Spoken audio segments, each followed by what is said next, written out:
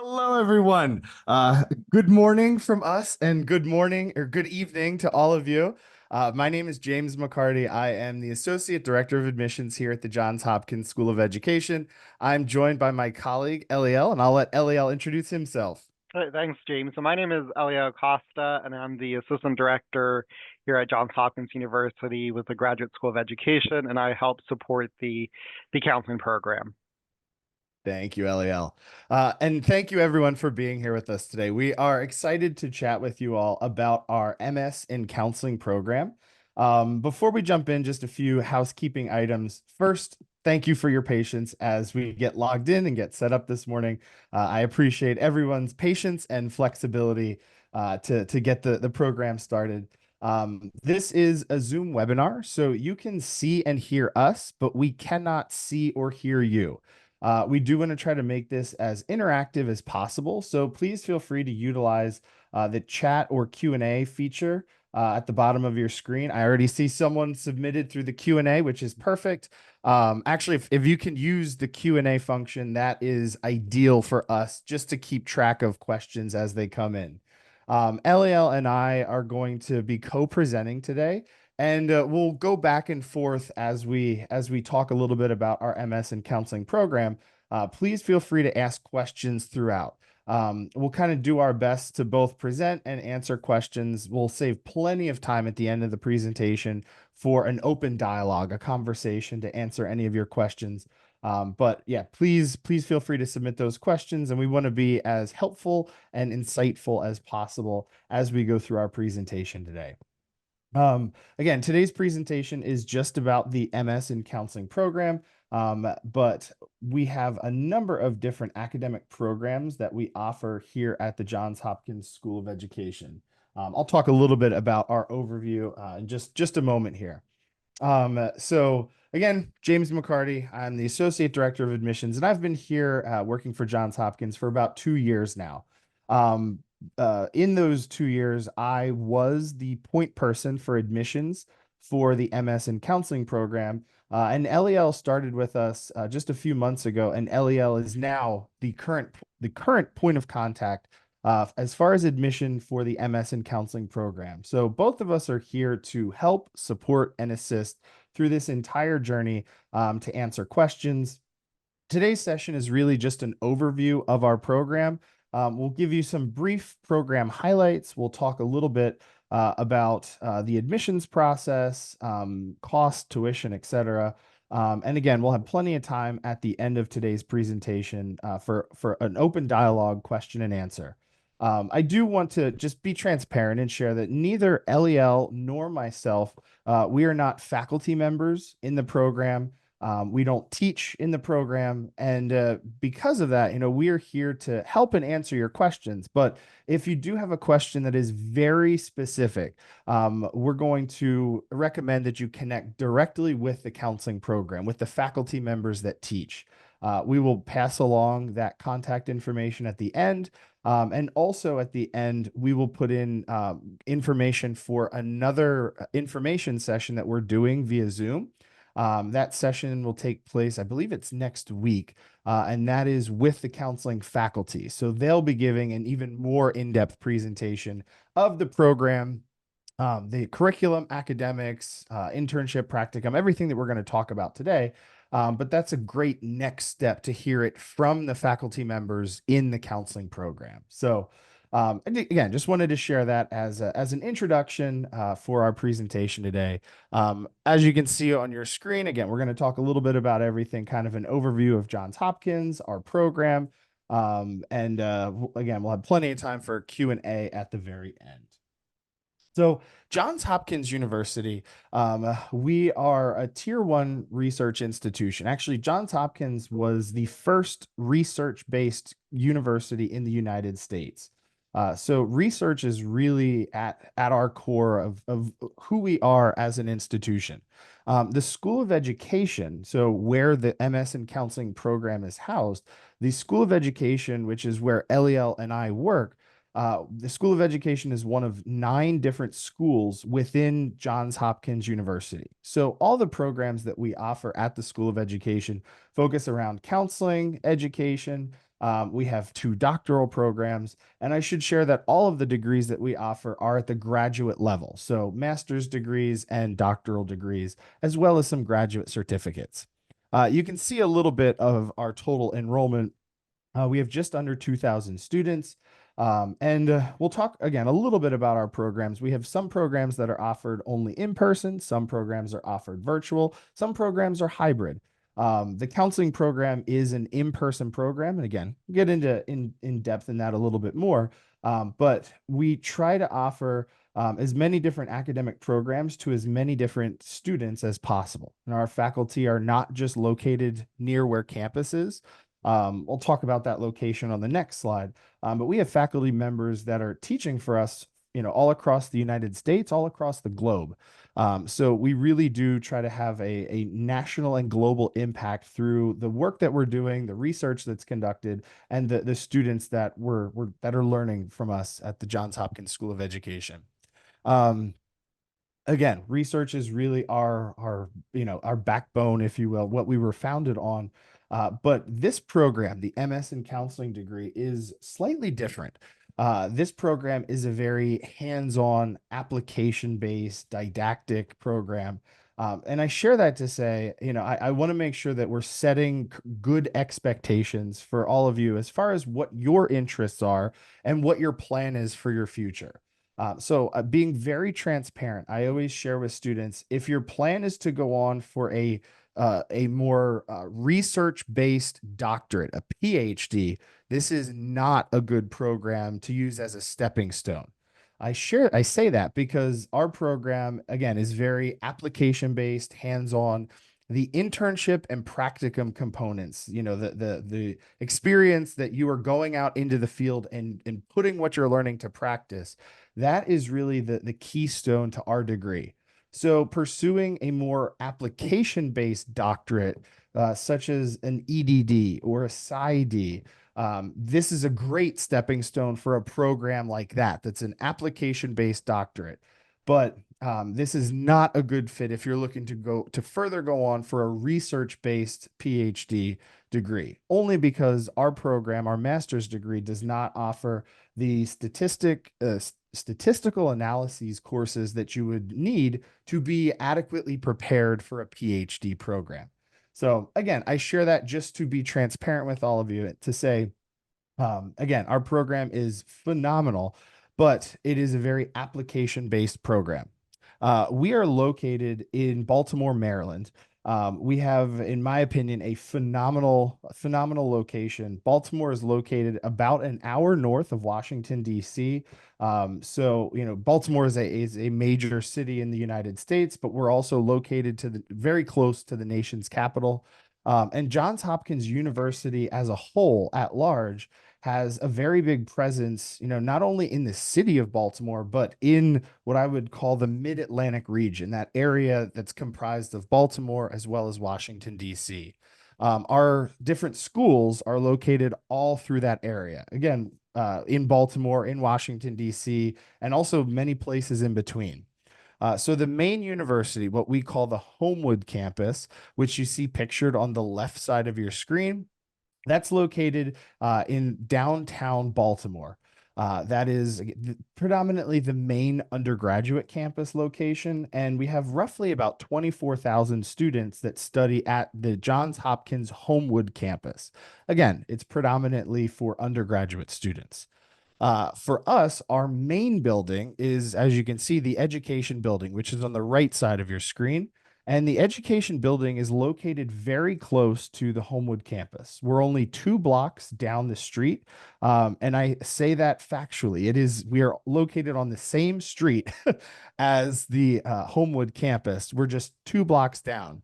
All of our classes, professors are generally in the education building, and that's where we're housed. Now, the building that you see on the right is undergoing a complete renovation currently. So at this point in time, we are temporarily displaced. We are at a different Johns Hopkins campus, which is about 20 minutes, a 20-minute drive north from the Homewood campus. We're in what's called the Mount Washington location. And this is really just a temporary space for us while our building is undergoing this renovation. We're very excited. The education building, again, that you see, it's a beautiful building with phenomenal architecture, but the building is over 150 years old. And with that age, we've experienced a few minor setbacks and issues over the years. So we're excited to have this renovation. And in the next year and a half, while this renovation takes place, we'll be located in the Mount Washington campus. So again, I share all this to give you some context to say that all of the different locations for Johns Hopkins are generally very close to one another, whether it's the undergraduate Homewood campus, our education building, or where we're currently located in the Mount Washington campus. Now that we've talked about location, I want to share, you can see on the screen our mission statement, but I want to take some time to talk a little bit about our counseling program and what to expect. So I'm going to give a brief overview, and then in a moment, Eliel is going to jump in and talk a little bit about the curriculum, what courses you can expect to take, but also talk about the internship and practicum experience, because as I mentioned, that is the keystone to our degree. Essentially getting you out of our classroom and into the field to put your learning to practice. So just some general overview, some highlights for our counseling degree. So our counseling program, we're very proud to say, has the CACREP accreditation, CRACP, CACREP. Sorry, the CACREP accreditation. That in the United States is really like the gold standard, if you will. It's the highest level of accreditation that a program can have specifically for counseling. And so we're very proud to have that CACREP accreditation. But a question that I get very often is what makes your program different, special, or unique? And I always jokingly respond and say that it's really difficult to answer because the CACREP accreditation really dictates how our program has to look. So there are certain things, certain requirements that we must follow as per that accreditation that we have. So we must maintain a 12 student to 1 faculty ratio. There's a list of courses which you'll see in just a few moments that we must require. The experience that Eliel is going to share with you. So the internship and practicum, we must require a total of 700 total hours of both those experiences. So a lot of our program is very prescribed based off of that CACREP accreditation. And I share that to say that accreditation for any school that you're looking at that shares that same accreditation, those requirements are going to be identical. So in that capacity, our program is very similar to other CACREP based Masters of Science in Counseling programs that you might have interest in. What does make our program different is really the emphasis that our faculty put on diversity, equity, inclusion, and social justice. Our faculty have shared with Eliel and myself that really their goal is to take individuals that have a strong and passionate interest in the counseling field, regardless of what your background is, what you're, currently studying or what you've studied in the past, what role you're working in. They want a very diverse group of students to come to us with that burning passion and desire to become a counselor, to get into the counseling field, to then graduate and go on and do a multitude, many different things after you graduate. So again, diversity is very important for us. And in the curriculum that you'll see in a few slides, that diversity component is integrated, woven into the curriculum for every single course that we teach. We try to address a lot of the social issues taking place literally right in our backyard here in Baltimore. And our students are interning all across the city, in Baltimore, even down into Washington D.C. And our students are interacting with the public, individuals that are looking or need assistance. So our program is really trying to stay connected to the local community and be to create an opportunity for change locally in Baltimore, to establish resources that are needed for those local individuals in our community. So really the diversity, equity, inclusion, and social justice components, I feel, are what sets us apart from many other counseling programs. So again, our program is KCREP accredited. There's a focus on diversity, equity, inclusion, and social justice. Our program as a full-time student is 3 years in length. That is the current duration of our degree. So it's 60 credits in total that you'll complete over the course of 3 years. We only offer courses in the summer, or sorry, we only offer courses in the fall and spring semesters. We intentionally leave summers open and available for students for a few different reasons. So first, just to build in a break. Completing 60 credits in 3 years is a lot at the graduate level. We want to make sure that you have plenty of time, to be flexible, to take a mental break during the summers in between each academic year. But it also allows the opportunity for students to kind of go above and beyond in different areas that you might not usually have. So things such as studying abroad, things like conducting your own research, those are not requirements built into our curriculum. But having those summers open and available, it allows you the opportunity to still have those opportunities if you're interested in pursuing them. So they're not requirements, but you do have the option because our program is 3 years and because those summers are left open and available for you to pursue those other types of options. So again, that's a little bit about our program as far as the makeup. Again, diversity is very important. So we have a total probably about 30% of our program is consists of international students from all across the globe. We have probably about 40% of our students are traditional, or sorry, 60% of our students are traditional age students that are, coming right from an undergraduate program right into our graduate degree. But LAL and I also talk with individuals that have been working for many years. Just in the last year alone, I've worked with individuals that are currently practicing medical doctors, lawyers. There's a gentleman that works in IT and does coding all day. That all these individuals are looking for a career shift that have in some way been impacted by mental health in their current position, that are looking to pivot and make a shift to get into the counseling field. So again, we value diversity, and I always share with students, when you're applying, you want to highlight what makes you special, unique, different, and again, talk about your passion for this field, why you're looking to do this.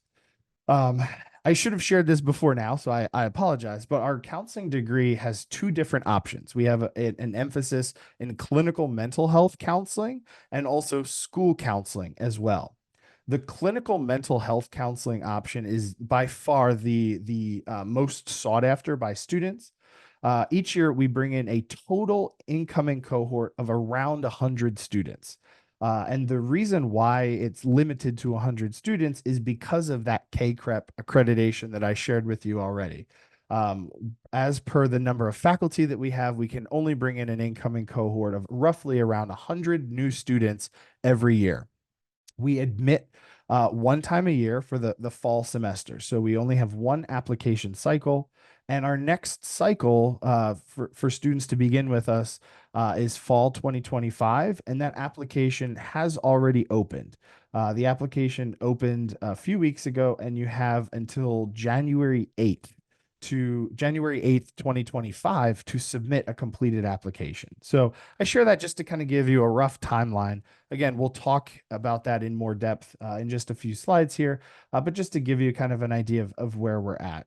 So I have rambled on far too much already. I am going to pass things off to LEL to chat a little bit about the course sequence for the counseling program, and then also the internship and practicum experience.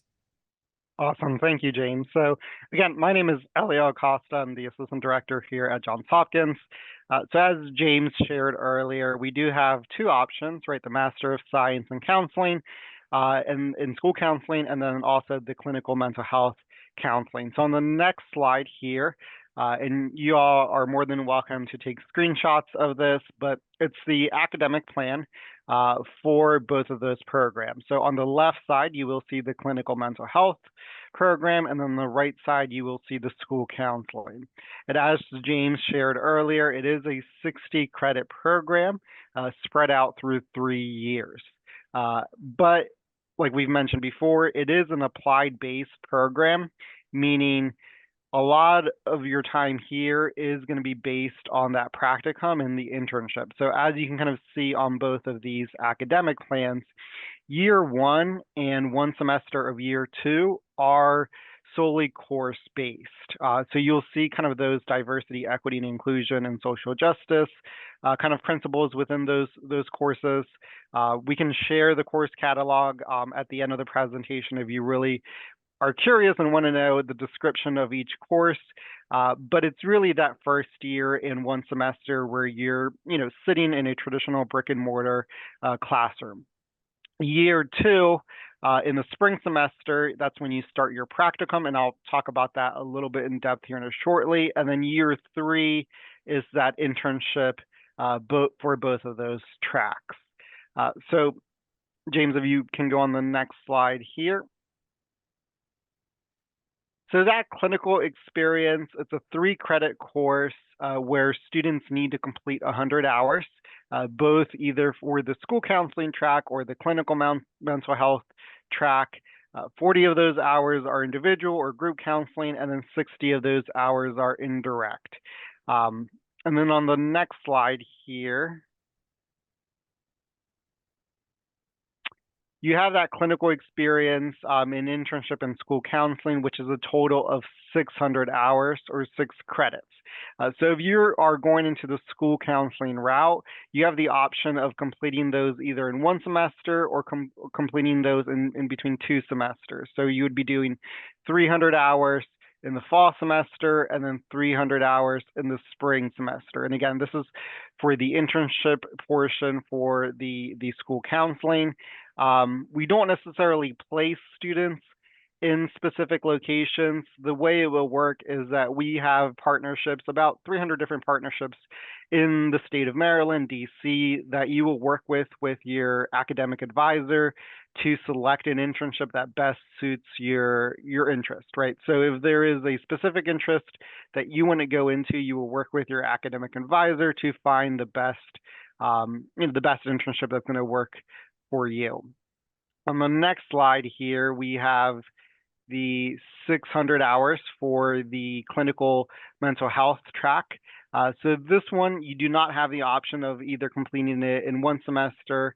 You do have to spread it out between both semesters. And again, it's 600 hours, and you will work with your academic advisor to find the best fit in regards to what you're looking for in your practice. And I will say that your practicum, right, which happens before this, is more observational, right? We're essentially just getting you ready to go into the internship experience. Once you start the internship experience, that's going to be essentially, more in depth. At this point, you are meeting with clients, whether that's at a school counseling level or at a mental health level.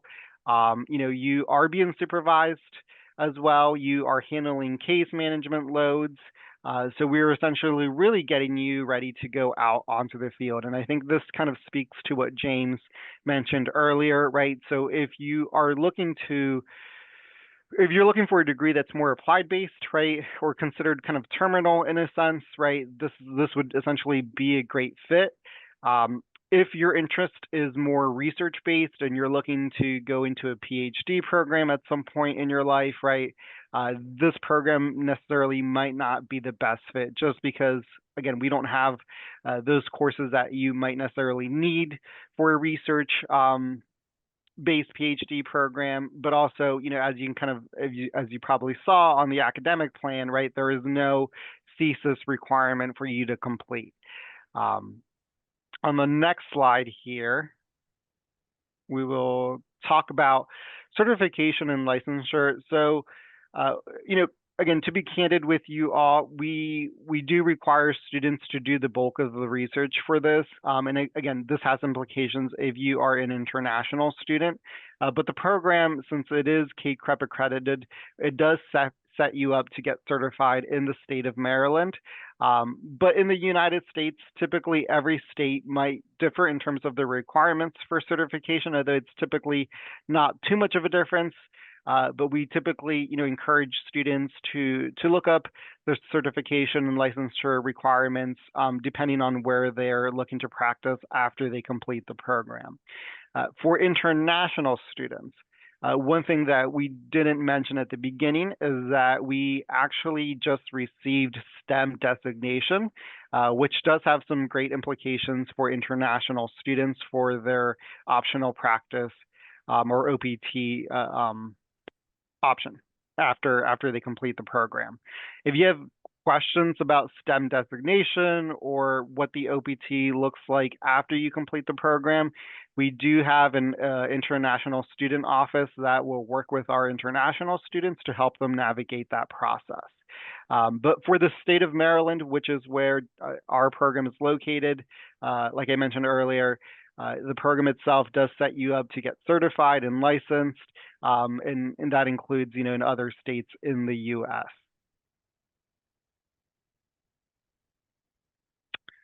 So where our graduates are typically employed, so if you are going into the clinical mental health counseling, I mean, it's going to be an array different of settings, right? Some of our students will go into private practice, hospitals, right? Outpatient clinics, schools, government agencies, school counseling, right? Depending on what you're looking at, right? Some of our students will go into elementary, middle, and high schools. Others will decide to work within a college setting, private schools, NGOs, and community organizations. So this piece is kind of important to think about as you begin exploring the program. Even as you begin the program, if you decide to move forward, right? Just because of that internship piece. So as you probably recall in the internship slides, I mentioned that we don't necessarily place you in designated internships. We allow that flexibility in terms of your interest. So if you are going to the school counseling track and you know that you want to go into elementary, middle, high school, secondary counseling, right, you will work with our academic advisors and our faculty members to find an internship that best fits you. Similarly with the clinical mental health counseling, right, we have some students that are really passionate in working with specific clientele. So we want to make sure that they're getting that experience during that internship process. We do have a career office on our campus or within our program that will also assist students when it comes to getting employed after they complete the program and getting licensed. So just be aware of that. We are also we do have one of the best networks in the United States, so there's always networking events going on, during your 3 years. So as you probably have heard in many other places, right, we encourage students from day one to network, right? Whether that's networking with your peers, networking with faculty members, networking within your internships, because that's essentially, at least in the United States, how you can obtain employment after you finish a degree. The other piece that I will also share that I learned during our last counseling orientation program is that as you kind of go through our graduate program, you want to start forming relationships with faculty members. So typically, students have the option and have the flexibility to approach a faculty member to become a mentor and to become a sponsor in a sense, right? So later down the road, if you decide to go into a PsyD program or an EDD program, or if you're looking for employment, right, and you have worked with a faculty member during your past 3 years, and you've asked them formally to become a sponsor for you, right, that can speak well of you and provide a letter of recommendation, that's something that the program does encourage. So other than that, we can kind of move on here to the next slide. So the admission application requirements, it is an online application. You can find that on our website. And as James shared, it is live as of today. And the deadline would be January 8th of 2025 with a start date of the fall of 2025. There is an $80 application fee. We will need official transcripts from all post-secondary schools. For international students, we do require a course-by-course evaluation by an approved credential agency. Typically, we see WES as a kind of a traditional one, but there are some other options.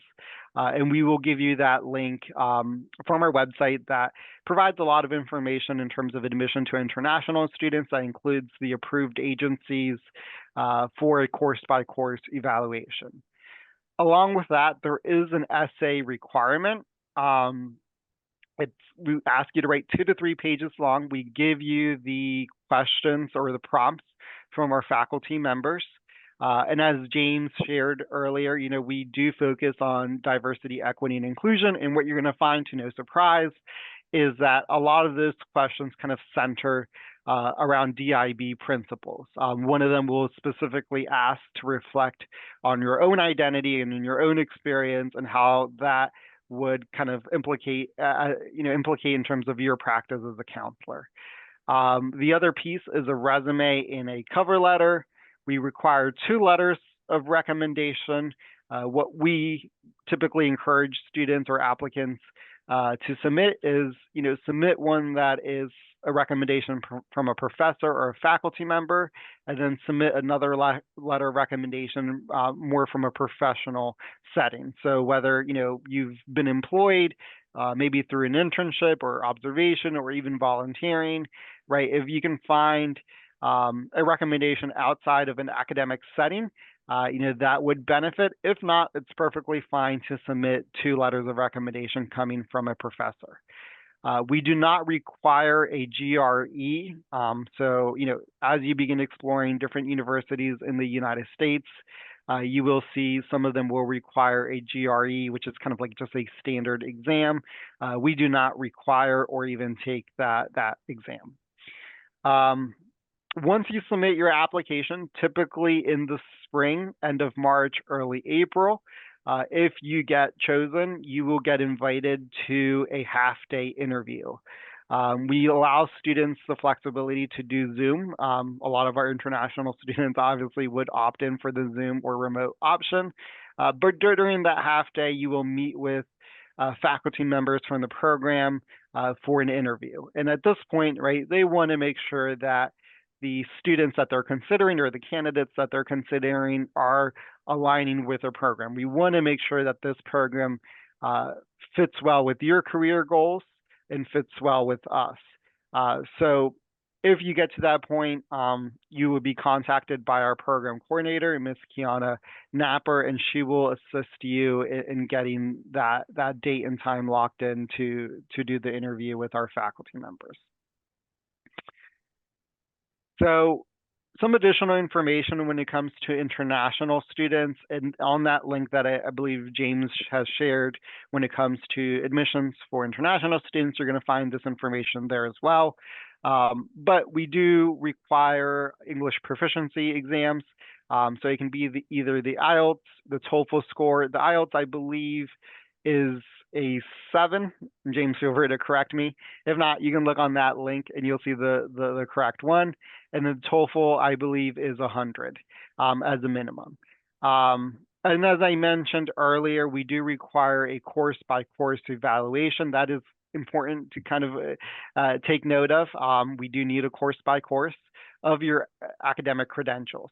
So it has to be equivalent. Your degree has to be equivalent to a U.S. bachelor degree program, which is 140 credits, which typically, right, the accreditation agency will be able to assess for you. And then moving forward from that there, James, if you can go on to the next slide. If I can jump in, Eliel, just really quick. It's 120 credits for undergrad, not 140. You're good. I just wanted to emphasize that 120 credits. And you were correct with the 100. Oh my gosh, sorry. The 100 for the TOEFL score and the 7 for the IELTS score. Awesome, thanks. In terms of cost, we are transparent with students and candidates for the program. The bulk of our costs, does come from the student. You can see here cost per credit, and if you recall, we mentioned that the program is a 60 credit program. So if you want to do some math, you can. But it cost per course is around 3,600. If you calculate all of that together, it puts you in the ballpark for the entire 3 years, around $70,000 to $74,000 for the total cost of our program. Additionally, there is a $175 fee per semester that's required to register for courses, and then also the application fee initially to apply is $80. When it comes to scholarships, and James, you can go on to the next slide here. We do review incoming first-year students on a merit and need-based scholarships. That includes international students. But again, to be candid with all of you here, most of our students, right, if they do get a scholarship, it falls between a $4,000 to $8,000. So if you put that in context with the $70,000, right, it's not going to be substantial in a way where it's going to cover your entire tuition and fees. We don't offer any full ride scholarships or teacher assistance at this moment. So again, just be aware that for the bulk, for the majority of our students, right, that $70,000 to $74,000 cost does come from the student and other aid sources that they're able to pull together. Once you go into your second and third year, you will become eligible to apply for separate scholarships within the School of Education, and there's a separate application. But initially, for first-year students, there is no added application. We do just review you automatically based on merit and need-based components.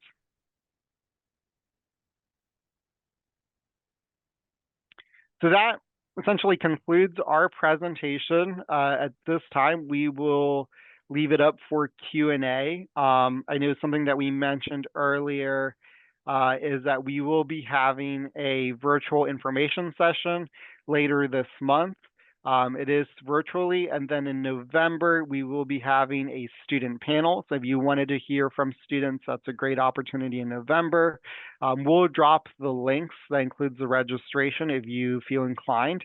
Again, the info session, James and myself will be there, but the bulk of the info session later this month is going to be led by faculty members, so they'll be able to speak more in depth of the program. Thank you, Eliel. Yeah. Thank you. Yes, as Eliel mentioned, please post any questions that you have in the Q&A. We would be happy to answer those. A question that we get very frequently is, how can I make my application stand out? As an applicant, how can I, highlight myself and help myself to stand out? So first, I think it's important to know, as far as application evaluation, who's looking at your application. So the first round of review is most likely going to take place within our office, Eliel, myself, and our team, and we do a very brief, review to make sure, is the student that's applying qualified? Looking, did you complete an undergraduate degree? Or let me rephrase that. Either did you complete an undergraduate degree, or by the time that you start with us, will you complete an undergraduate degree? You do not have to have a completed conferred degree when you apply, but we will ask that you have your degree completed by the time that you would start in our program. So we're looking for things like that. Ideally, as far as GPA or grade point average, having ideally at a minimum, we encourage students to have a 3.0 cumulative GPA or higher out of a 4.0 scale. To give yourself the best opportunity for admission, having it a 3.5 cumulative GPA or higher puts you in the best opportunity for admission into our program. I will share that we don't have any type of cutoff as far as GPA goes, so we do encourage everyone to apply. And I share that because the review itself is holistic. We are looking at all the components that you submit, and the components to your application that hold the most weight as far as the evaluation are the essay and the letters of recommendation. Those again, holistic pieces that talk about, why are you interested and passionate in this field? What are you hoping to gain from our program? And also, what are you hoping to accomplish and give back, after you graduate to the field of counseling? Again, why are you passionate about doing this? And then the letters of recommendation are really talking about, to some degree, your skill set. It's your, current faculty members, mentors, or whomever submitting those letters, talking about what skills you have that make you an ideal candidate for our program. So I mean, really, though, that's the goal for those two components. Your essay and letters of recommendation are talking about, why do you want to do this, and what skills do you possess that would make you an ideal candidate. So those are what we look at in most depth. And then faculty do the second review, and that's definitely the most in-depth evaluation, where they're, reading through your letters of recommendation, your essay, to kind of make that determination to then move on to the next step in the evaluation process. So again, share that just to say, that's kind of how we're reviewing applications, what we're looking for. And I think that gives all of you as applicants a little more insight to say, to better understand, how can I help myself to stand out as an applicant compared to other students that are applying. I also share, it is so important to stay connected. I think that is probably the biggest takeaway from today's session for both LEL and myself. We're here to help, support, and assist through this entire process. So any questions that you have, anything that we can do for you, you have our email address on the screen here. Everyone in our office has a shared email address. Again, we're here to help and support and assist in any way that we can. Great question came in. Thank you so much. Yeah, and I apologize. I don't know much Mandarin, but Sheshe, for a phenomenal question that was submitted. um, so does the CV or resume have a page limit? Would you recommend it be restricted to one page, or is it okay to have 2 pages? Yes, 2 pages is perfectly fine. We don't really have a page limit for a resume or CV. It's really, however you're highlighting yourself through that submission. So we, again, do not have a requirement. 2 pages is perfectly fine as far as submitting a resume or CV when you're applying. Great questions. So thank you. Again, feel free to type any other questions in the chat. We'll wait maybe another minute or two to see if any other questions come in. But we, again, just thank you so much for logging in with us today. We hope that you found our presentation to be informative, engaging, and my hope is that you all are excited about this opportunity to further pursue. To pursue further studies, and more importantly, to do that with us here at Johns Hopkins. We take a very again, hands-on approach to learning, and I think what's special about, the counseling program, we really have an emphasis on that connection that you have with your fellow classmates, with your instructors. And that connection piece goes, from now as a prospective student working with us in admissions, through your coursework, all the way to being an alum and staying connected to Johns Hopkins, to the university, and all of the resources and individuals that are here to help you through this journey. So again, thank you so much for being here with us today. I don't see any other questions in the Q&A. Oh, perfect. Thank you. Will the prompt of the PS better be answered one by one, or will it be better written in a whole passage? Great question. So for your essay, so there's 4 questions that you'll submit. And those 4 questions that we ask you to answer can be done in one document that is 2 to 3 pages in length. So you're answering 4 questions in one essay. And I encourage students you don't want to bullet them. You don't want to say, okay, here's question 1 and my answer. Here's question 2 and my answer. you want the answers to those 4 questions to be woven into one concise essay. So, I encourage students to kind of create an outline, read through all 4 questions, create an outline and figure out how can I weave the answers to these 4 questions into one essay that is 2 to 3 pages in length. So you do want it to be one continuous passage. Great question. Thank you so much for asking that. Again, Shay, I appreciate the stellar questions today. Um, Perfect. Thank you. So yeah, again, if there's any other questions, please feel free to submit those now. But Eliel and I are happy to stay on for a minute or two longer if anybody has any further questions. But just want to say thank you again for taking the time out of your evening to be here with us. And again, thank you so much. We are here to help support and assist through this entire journey. Our contact information is on the screen. Please stay connected. And we hope that all of you are able to register for that information session taking place. It's in 2 weeks. I was incorrect. It's happening in 2 weeks that Eliel and I will be a part of, along with the counseling faculty, to find out more information about the program. Staying connected is so important. And again, we're here to walk with you through this process, every step of the way. Thank you so much. Have a great rest of the evening, everyone. And we appreciate you being here.